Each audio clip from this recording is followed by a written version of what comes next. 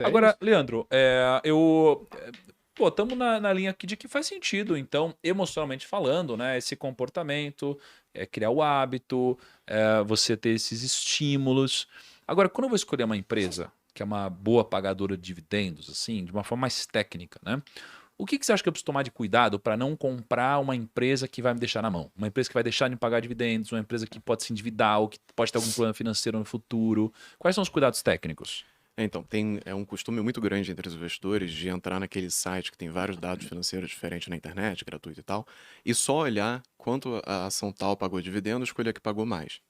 Isso é muito perigoso, porque às vezes a empresa está vendendo um ativo dela para pagar aquele dividendo.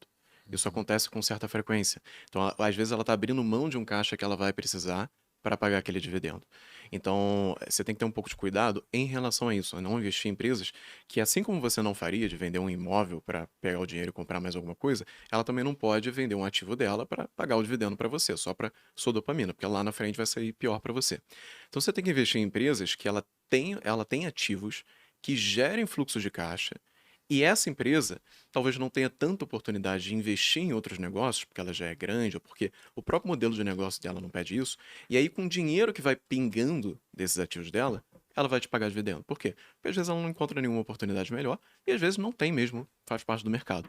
Você vê isso muito com empresas de transmissão elétrica. Ela faz um grande investimento, tá? E depois ela não precisa fazer isso com tanta frequência. Ela não é como se fosse uma varejista que todo vez tem que comprar roupa, botar roupa na loja, vender para o cliente, adiantar o dinheiro para ele, para depois receber depois de 2 meses parcelado. Ela não precisa fazer nada disso. Empresas de telefonia têm algo muito parecido, empresas de saneamento fazem um grande investimento, depois colhem o fruto disso. Então é muito comum você ver esse tipo de empresa fazendo essa coisa específica. Um dos indicadores que eu mais gosto para ver dividendo é dividend yield, que é basicamente o quanto a empresa pagou de dividendo em relação ao preço que você pagou por ela. Então seria basicamente o seu retorno em dividendos, dado o preço que você pagou pela empresa. Uhum. Esse indicador é muito bom, mas ao mesmo tempo você tem que ter consciência do que você está fazendo quando olha ele. Porque todo ano você abre lá o ranking das empresas que têm maior dividend yield e você acha umas empresas e você fica assim, tem alguma coisa estranha aqui, esse negócio não está certo. Você vê uma Petrobras da vida assim, tá com 50% de dividend yield. E você fica se perguntando assim, ninguém está comprando a Petrobras, por que se ela vai pagar tanto dividendo? Tem uma explicação. Por quê? Se você comprar a ação da Petrobras e tiver no momento em que as pessoas acham que por algum motivo ela vai dar prejuízo, ela vai de fato te pagar um dividendo muito grande. Mas a ação dela vai acabar caindo para refletir o fato de que a empresa não está indo tão bem assim. E aí você vai ganhar de um lado, mas vai perder do outro. Então você tem que ter só um certo cuidado na hora de fazer essas escolhas para você não comprar gato por lebre. Na natureza tem um fenômeno muito engraçado que é mimetismo. Você tem. Já viram aqueles bichos que são coloridos? Tipo, rã, que é colorida pra cacete? Você nunca pode tocar nesses negócios porque são venenosos. Uhum. A regra é essa. Só que aí o que acontece? Como a rã colorida você não pode tocar porque é venenoso, ela acaba não sendo devorada por predadores.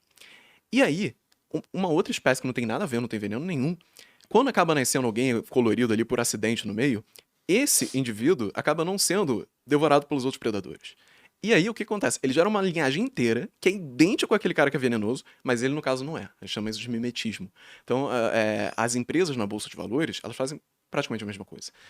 Os investidores gostam desse tipo de empresa aqui. Vou tentar mimetizar sem ter exatamente os fundamentos que ela tem, sem ser exatamente o que ela faz. Então eu vou tentar fingir que posso pagar mais dividendo do que eu posso para as pessoas comprarem minha ação, sem de fato ter capacidade de fazer isso. Então você tem que só saber separar essa coisa de gato com lebre, assim, para não confundir muito Uhum. alhos com bugalhos.